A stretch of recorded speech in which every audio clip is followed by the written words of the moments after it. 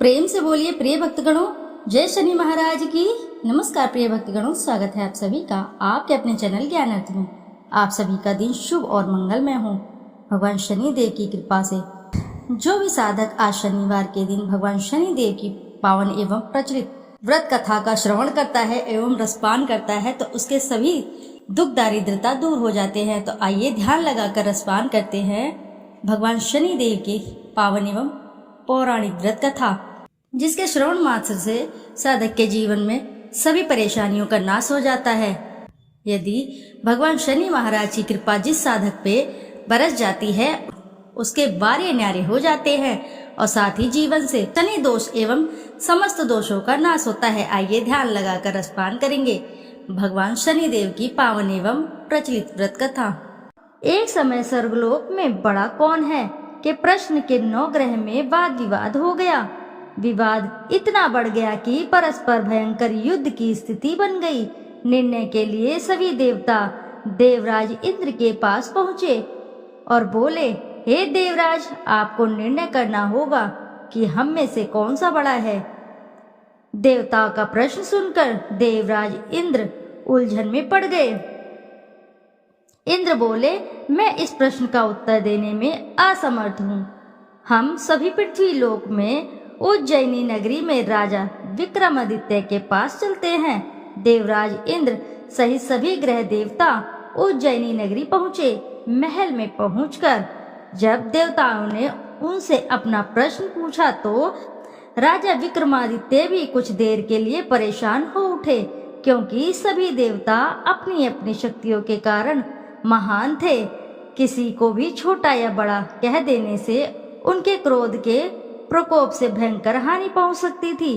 अचानक राजा विक्रमादित्य को एक उपाय सूझा और उन्होंने विभिन्न धातुओं स्वर्ण, रजत, चांदी, कांसा, ताम्र, तांबा, सीसा, रांगा, जस्ता, अभ्रक व लोहे के 9 आसन बनवाए। धातुओं के गुण के अनुसार सभी आसनों को एक दूसरे के पीछे रखवाकर उन्होंने देवताओं को अपने अपने सिंहासन पर बैठने को कहा। देवताओं के बैठने के बाद राजा विक्रमादित्य ने कहा, आपका निर्णय तो स्वयं हो गया। जो सबसे पहले सिंहासन पर विराजमान है वही सबसे बड़ा है।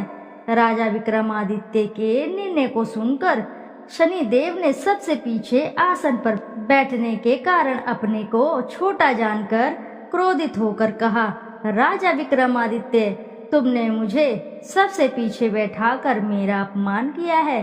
तुम मेरी शक्तियों से परिचित नहीं हो, मैं तुम्हारा सर्वनाश कर दूंगा। शनि ने कहा, सूर्य एक राशि पर 1 महीना, चंद्रमा 2.25 दिन, मंगल 1.5 महीने, बुध और शुक्र 1 महीने, बृहस्पति 13 महीने रहते हैं। लेकिन मैं किसी राशि पर 7.5 वर्ष यानी 7.5 तक रहता हूँ। बड़े बड़े देवताओं को मैंने अपने प्रकोप से पीड़ित किया है। राम को 7.5 के कारण ही वन में जाकर रहना पड़ा और रावण को 7.5 के कारण ही युद्ध में मृत्यु का शिकार बनना पड़ा। राजा, अब तू भी मेरे प्रकोप से नहीं बच सकेगा। इसके बाद अन्य ग्रहों के देवता तो प्रसन्नता के साथ चले गए, परंतु शनि देव बड़े क्रोध के साथ वहां से विदा हुए। राजा विक्रमादित्य पहले की तरह ही न्याय करते रहे। उनके राज्य में सभी स्त्री पुरुष बहुत आनंद से जीवन यापन कर रहे थे। कुछ दिन ऐसे ही बीत गए। उधर शनि देवता अपने अपमान को भूले नहीं थे। विक्रमादित्य से बदला लेने के लिए एक दिन शनि देव ने घोड़े के व्यापारी का रूप धारण किया और बहुत से घोड़ों के साथ उज्जैनी नगरी पहुँचे। राजा विक्रमादित्य ने राज्य में किसी घोड़े के व्यापारी के आने का समाचार सुना तो वे अपने अश्वपाल को कुछ घोड़े खरीदने के लिए भेजा। उन्होंने घोड़े बहुत कीमती थे। अश्वपाल ने जब वापस लौटकर इस संबंध में बताया तो राजा विक्रमादित्य ने स्वयं आकर एक सुंदर व शक्तिशाली घोड़े को पसंद किया। घोड़े की चाल देखने के लिए राजा उस घोड़े पर सवार हुए तो वह घोड़ा बिजली की गति से दौड़ पड़ा। तेजी से दौड़ता घोड़ा राजा को दूर एक जंगल में ले गया और फिर राजा को वहां गिराकर जंगल में कहीं गायब हो गया। राजा अपने नगर को लौटने के लिए जंगल में भटकने लगा, लेकिन उन्हें लौटने का कोई रास्ता भी नहीं मिला। राजा को भूख प्यास लग आई। बहुत घूमने पर उसे एक चरवाहा मिला। राजा ने उससे पानी मांगा। पानी पीकर राजा ने उस चरवाहे को अपनी अंगूठी दे दी। फिर उससे रास्ता पूछकर वह जंगल से निकलकर पास के नगर में पहुंचा। राजा ने एक सेठ की दुकान पर बैठकर कुछ देर आराम किया। उस सेठ ने राजा से बातचीत की तो राजा ने उसे बताया कि मैं उज्जैनी नगरी से आया हूँ। राजा के कुछ देर दुकान पर बैठे रहने से सेठ जी की बहुत बिक्री हुई। सेठ जी ने राजा को बहुत भाग्यवान समझा और खुश होकर उसे अपने घर भोजन के लिए ले गया। सेठ के घर में एक सोने का एक हार खूंटी पर लटका हुआ था। राजा को उस कमरे में छोड़कर सेठ कुछ देर के लिए बाहर गया। तभी एक आश्चर्यजनक घटना घटी। राजा के देखते देखते सोने के उस हार को खूंटी निगल गई। सेठ ने कमरे में लौटकर हार को गायब देखा तो चोरी का संदेह राजा पर ही किया, क्योंकि उस कमरे में राजा ही अकेला बैठा था। सेठ ने अपने नौकरों से कहा कि इस परदेसी को रस्सियों से बांधकर नगर के राजा के पास ले चलो।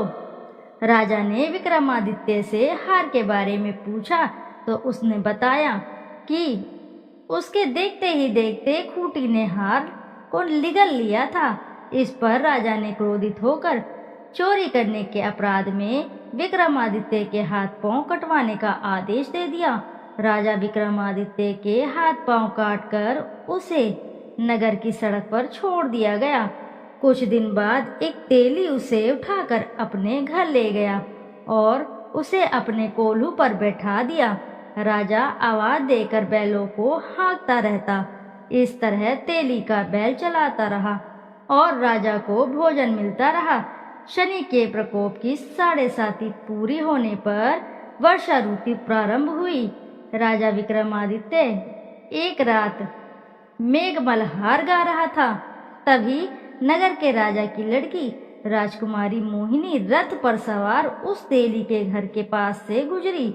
उसने मेघ मल्हार सुना तो उसे बहुत ही अच्छा लगा और दासी को भेजकर गाने वाले को बुलाने को कहा। दासी ने लौटकर राजकुमारी को अपंग राजा के बारे में सब कुछ बता दिया। राजकुमारी उसके मेघ मल्हार से बहुत प्रसन्न मोहित हुई।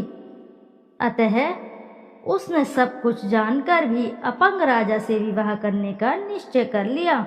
राजकुमारी ने अपने माता पिता से जब यह बात कही तो वे हैरान रह गए। रानी ने मोहिनी को समझाया, बेटी तेरे भाग्य में तो किसी राजा की रानी बनना लिखा है, फिर तू उस अपंग से विवाह करके अपने पांव पर कुल्हाड़ी क्यों मार रही है। राजकुमारी ने अपनी जिद पूरी कराने के लिए उसने भोजन करना छोड़ दिया और प्राण त्याग देने का निश्चय किया। आखिर राजा रानी को विवश होकर अपंग विक्रमादित्य से राजकुमारी का विवाह करना पड़ा। विवाह के बाद राजा विक्रमादित्य और राजकुमारी तेली के घर में रहने लगे।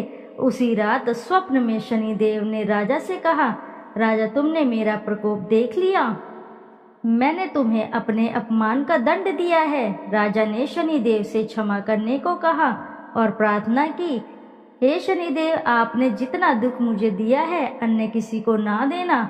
शनिदेव ने कुछ सोचकर कहा, राजा मैं तुम्हारी प्रार्थना स्वीकार करता हूँ। जो कोई स्त्री पुरुष मेरी पूजा करेगा, शनिवार को व्रत करके मेरी व्रत कथा सुनेगा, उस पर मेरी अनुकंपा बनी रहेगी। प्रातःकाल राजा विक्रमादित्य की नींद खुली तो अपने हाथ पांव देखकर राजा को बहुत खुशी हुई। उसने मन ही मन शनिदेव को प्रणाम किया। राजकुमारी भी राजा के हाथ पांव सही सलामत देखकर आश्चर्य में डूब गई। तब राजा विक्रमादित्य ने अपना परिचय देते हुए शनिदेव के प्रकोप की सारी कहानी सुनाई। सेठ को जब इस बात का पता चला तो दौड़ता हुआ तेली के घर पहुंचा और राजा के चरणों में गिरकर क्षमा मांगने लगा। राजा ने उसे क्षमा कर दिया, क्योंकि यह सब तो शनिदेव के प्रकोप के कारण ही हुआ था। सेठ राजा को अपने घर ले गया और उसे भोजन कराया। भोजन करते करते वहां एक आश्चर्यजनक घटना घटी। सबके देखते देखते उस खूंटी ने हार उगल दिया। सेठ जी ने अपनी बेटी का विवाह भी राजा के साथ करवा दिया और बहुत से स्वर्ण आभूषण धन आदि देकर राजा को विदा किया। राजा विक्रमादित्य राजकुमारी मोहिनी और सेठ की बेटी के साथ उज्जैनी नगरी पहुंचे तो नगरवासियों ने हर्ष से उनका स्वागत किया। अगले दिन राजा विक्रमादित्य ने पूरे राज्य में घोषणा कराई कि शनिदेव सब देवों में सर्वश्रेष्ठ हैं। प्रत्येक स्त्री पुरुष शनिवार को उनका व्रत करे और व्रत कथा अवश्य सुने। राजा विक्रमादित्य की घोषणा से शनिदेव बहुत ही प्रसन्न हुए। शनिवार का व्रत करने और व्रत कथा सुनने के कारण सभी लोगों की मनोकामनाएं शनिदेव की अनुकंपा से पूरी होने लगी। सभी लोग आनंद पूर्वक रहने लगे। इति शुभम। प्रेम से बोलिए प्रिय भक्तगणों, जय शनि महाराज की। आइए अब करते हैं शनिदेव की आरती। जय जय श्री शनिदेव, भक्तन हितकारी, सूर्यपुत्र प्रभु छाया महतारी। श्याम अंग वक्र दृष्टि चतुर्भुजाधारी, नीलांबर धार नथ गाज की अवसारी। जय जय श्री शनिदेव, श्याम अंग वक्र दृष्टि चतुर्भुजाधारी, नीलांबर धारनाथ गज की अवसारी। जय जय श्री शनिदेव, क्रीट मुकुट शीश रजित, दीपत है लिलारी, मुक्तन की माला गले शोभित बलिहारी। जय जय श्री शनिदेव, मोदक मिष्ठान पान चढ़त है सुपारी, लोहा तिल तेल उड़द महिषी अति प्यारी। जय जय शनिदेव, जय जय जय श्री शनिदेव। देव दनुज ऋषि मुनि सुमिरत नर नारी, विश्वनाथ धरत ध्यान शरण है तुम्हारी। जय जय श्री शनिदेव, भक्तन हितकारी। प्रिय भक्तगणों, जोर से बोलिए एक बार जय श्री शनि महाराज की। श्रोताओं, यदि आपको वीडियो अच्छी लगी है तो वीडियो जरूर लाइक करें, साथ ही अपने प्यारे से कमेंट में एक बार जरूर लिख दें जय श्री शनि महाराज की। फिर मिलते हैं आपसे ऐसी किसी नई कथा कहानी में। जब तक के लिए नमस्कार श्रोताओं।